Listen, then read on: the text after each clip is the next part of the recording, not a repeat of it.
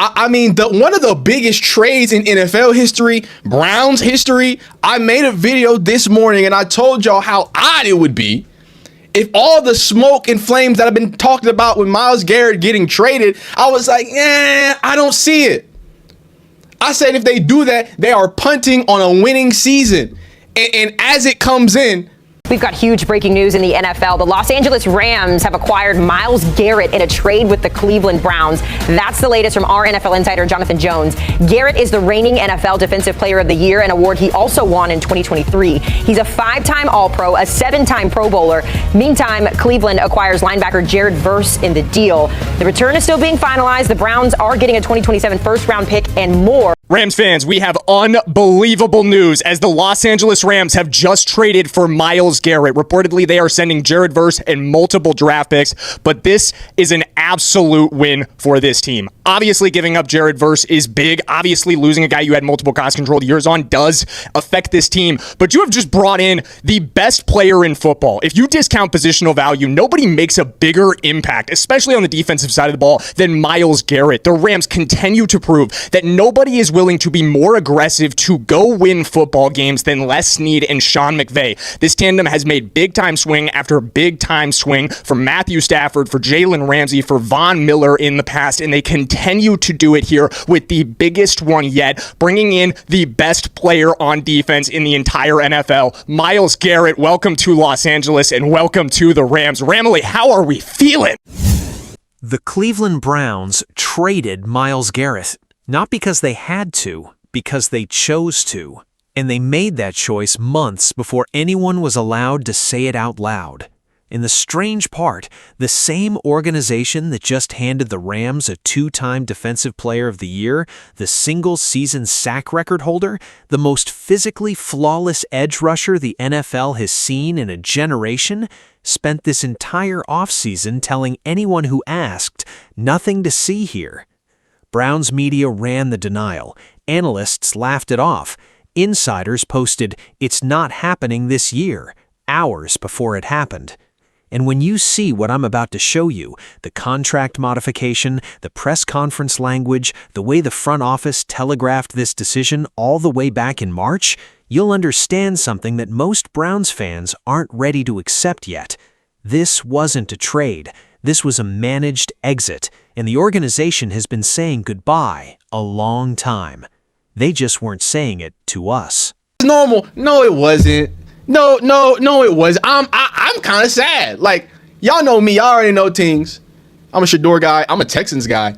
But I'm also a defensive guy. Myles Garrett, as a Texas A&M player, is one of the most remarkable football players to play on the defensive side of the ball, has the single-season sack record from a technical aspect, from a build aspect, like one of the most flawless players at the position.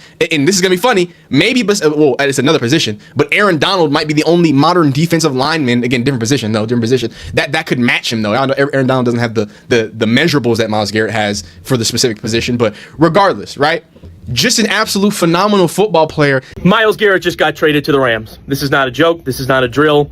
It is official. And Cleveland is getting Jared Verse in return, as well as a 2027 first-round pick. And there will be additional picks that I will have for you here on the show. So we're going live. Make sure you hit that subscribe button and come join us because this is unbelievable, ladies and gentlemen. The Browns were adamant they weren't going to trade Myles. Clearly that's a smokescreen. He hadn't showed up. He hadn't met with Todd Monken face-to-face. And all of a sudden, I can't even believe I have to say this. Myles Garrett will not be a Cleveland Brown next year.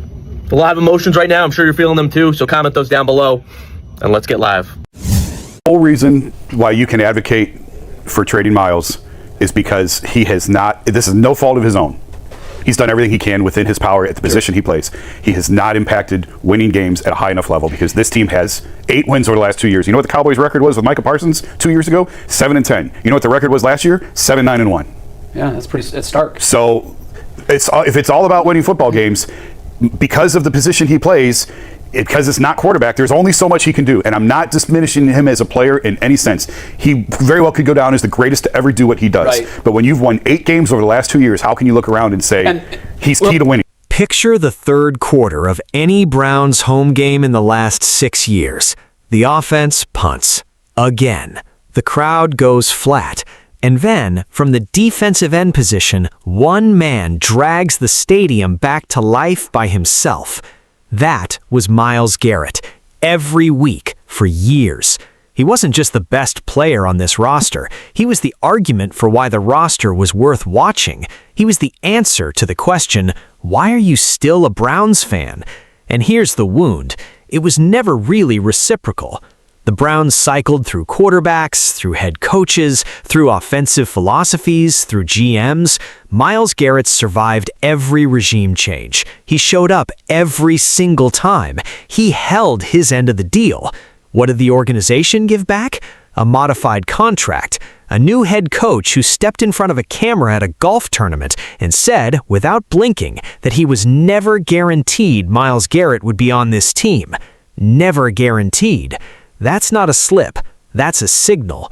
That's a man who had already been told what was coming and was choosing his words accordingly. The wound isn't the trade. The wound is that somewhere along the way, Cleveland stopped believing Myles Garrett was the solution, and they never told him to his face. So here, Adam Schefter, he tweets out, the Rams' interest in Myles Garrett, it was actually sparked shortly after the Browns modified the contract of the 7-time Pro Bowl defensive end in March, pushing back the options bonus from the 15th of the league year in March to 7 days before the start of the regular season, making it easier to trade him, and now the trade is happening. And what I need to do is I need to go back and look at all the Browns media who said, Nah, they just moving around stuff. Nah, man, he ain't getting traded. This is normal for a 2-time defensive player of the year. Watch the Todd Monken press conference again. Not what he says, how he says it. He's no different than any other player we've got. He says it twice, same phrasing, same measured tone. When a head coach has to remind you that his best player, a 2-time defensive player of the year, is just like everyone else, that's not a message for the media. That's a message for anyone paying attention. Nobody repeats a non-answer that deliberately unless the real answer is already decided. Andrew Barry stands in front of cameras and says, "Nothing is final. We're hopeful we close something in the next several hours." Several hours. He already knew the shape of the deal. He already knew the destination. The careful language wasn't uncertainty. It was legal scaffolding. You don't say several hours when something's not happening. You say several hours when you're waiting for paperwork. March, that's when this really started. The Browns quietly restructured Myles Garrett's contract, pushing the option bonus from its original deadline deep into the calendar, closer to the regular season. On paper, it looks like financial management. In practice, it made him dramatically easier to trade. Adam Schefter reported it. Most people ignored it. They shouldn't have. Organizations don't move money around on the contracts of players they're committed to. They move money around on players they're evaluating. That modification wasn't housekeeping. It was a for sale sign on the lawn, just written in a language the average fan wasn't fluent in. Jared Verse, 99 pressures in his first 2 seasons, third most in the NFL over that span, behind only Micah Parsons and Myles Garrett himself. That's a real player. That's a legitimate acquisition. But this is also a man going into year 3 of a rookie contract who hasn't even hit his extension year yet. The Browns didn't get a replacement. They got a developmental asset and a 2027 first-round pick from a team that just went all in. That pick won't be in the top 10. Everyone knows it. The Browns know it too. When was the last time you watched a franchise trade away its only irreplaceable player, and the first thing their own media said was that he belongs somewhere else? Happening with Myles Garrett. Well, he's not like any other player. I mean, I'm never told who's going to be on the team, who's not going to be on the team, if that's a question. I mean, every day we evaluate the roster. Andrew evaluates the roster. Management evaluates the roster. And like I said, he's no different than any other player we've got. So I don't know how to respond to that based on, because it's really no different today than it's been for the last however many months I've been the head coach. No, I wasn't assured that when I took the job. I was never assured of anything when I took the job, other than once I signed my contract and whatever my contract said, that's what I was assured. And no matter what. Here's what nobody is talking about. Myles Garrett is not a man who quietly accepts diminishment. His entire identity is built around being elite at this one specific thing. sack records, DPOY trophies, first overall pick, living up to every expectation. That's not a career, that's a self-concept. And when an organization starts restructuring your contract in the dark, when your head coach publicly declines to guarantee your roster spot, what happens to that self-concept? This is what psychologists call an identity threat, not a challenge to your performance, a challenge to who you are. And when elite competitors feel that kind of pressure, they don't usually shrink. They start looking for an environment that reinforces the belief that made them great in the first place. The Rams gave him that environment. Matt Stafford back on a win-now roster, a franchise that traded up, spent capital, made noise, and put Myles Garrett at the center of it. That's not just football, that's validation at the level that actually matters to someone built the way he is. Now, flip it. Look at the organization's psychology. The Browns are not showing commitment behavior, they're showing hedge behavior. A team that believes in their superstar extends him, markets him, builds around him publicly. They don't modify his contract in March and quietly take calls from the Rams. What the Browns are showing is the psychology of a front office that has decided the path to winning doesn't run through the player they drafted first overall. That is a franchise-level belief shift, and it didn't happen overnight. But to understand why this matters, we have to go back to that March contract modification, because that's not when this conversation ended, that's when it started. Everything after that was choreography. Really to be about the Browns Foundation and everything that we're doing, the good work that we're doing there. Not naive that there's a lot in the social media sphere regarding Myles. Nothing is final at this point. We are in discussions of a potential transaction, including him. I'll have a lot more to say about it once it is final, if it does become final, and I'll discuss the details at that point. But we are in negotiations. We're hopeful that we close something here in the next several hours. Let me translate some things for you. When Andrew Berry said, "We are in discussions of a potential transaction including him," what he actually meant was, the deal is structured, the destination is set, and I am now managing the public announcement timeline. That is not uncertainty language. That is corporate completion language. The hedge exists for the physical exam, not the decision. When Todd Monken said at a golf event that he was never assured Garrett would be on the team, what he actually meant was, I was told when I was hired that this player may not be here. I am not building my defense around an assumption I was never given. That's not a coach who's surprised. That's a coach who's been prepared. And then there's the beat reporter situation, the insider who posted hours before the trade that it was all smoke, that anyone hoping for major Browns news in the next 48 hours should keep their expectations down. That kind of confident denial doesn't come from nothing. That comes from sources inside the building who were either genuinely being kept in the dark or were given a holding message to protect the timeline. Either way, the information was controlled, the announcement was managed, the story was shaped before it dropped. That's not a franchise caught off guard by a trade. That's a franchise that executed one. Think about it from Myles Garrett's point of view for a second. You break the single-season sack record. You win DPOY twice. You go to the Pro Bowl 7 times in a Browns uniform. And at some point in the offseason, you find out through a contract restructure, not a conversation, that your franchise is taking calls. How does that feel? What does that do to the way you walk into that building? There are 52 other men in that building right now who just watched the most decorated player in franchise recent history get traded for a first-round pick in a player on a rookie deal. They're doing math. They're asking questions. What does staying here mean?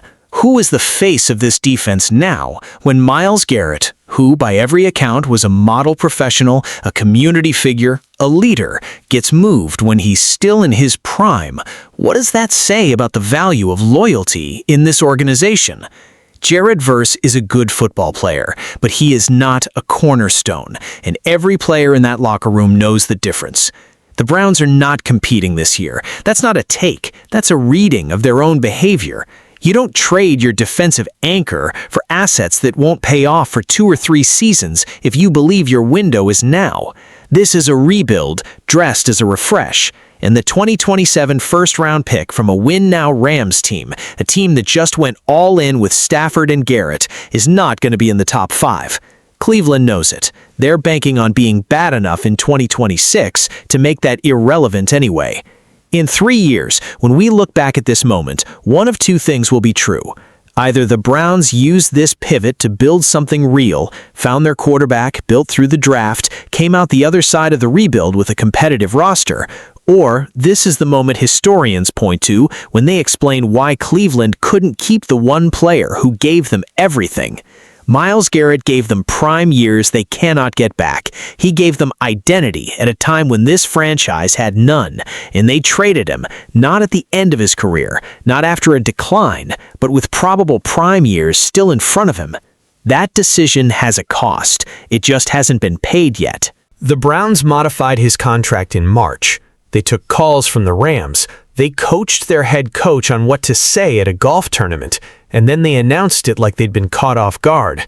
They weren't caught off guard. They built the exit ramp themselves. Because at the end of all of it, past the depth chart moves in the corporate press conference language and the restructured bonuses, there is a man who spent 6 years being the only undeniable reason to believe in a franchise that gave him very few reasons to believe back. He broke records in a city that didn't make the playoffs consistently. He won awards in a building that couldn't hold on to a quarterback. He stayed professional when the organization around him wasn't. And somewhere in this offseason, he had to find out, not from a conversation, but from a contract, that the feeling wasn't mutual. That's not just a trade, that's a relationship ending. And the quiet way it ended says more about Cleveland than any press conference ever could. So, here's what I want to know. Is Cleveland making the smartest long-term decision they've made in a decade? Accepting the rebuild, collecting assets, setting themselves up for something real? Or did they just commit the most avoidable mistake in recent franchise history by moving a generational player at the wrong time for the wrong return? Drop it below. I'll be reading every single one.